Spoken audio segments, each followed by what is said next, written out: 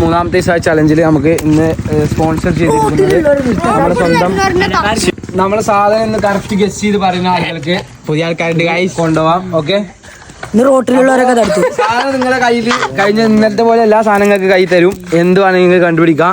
Okay, weightless സാധനമാണ് ഇതാ. ആർക്കാണെങ്കിൽ പിടിക്കാം.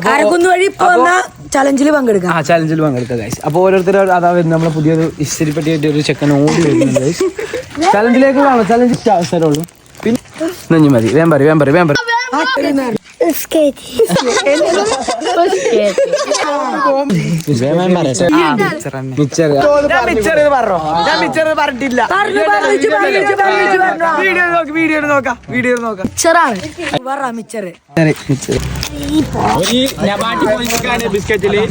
വിജയികൾ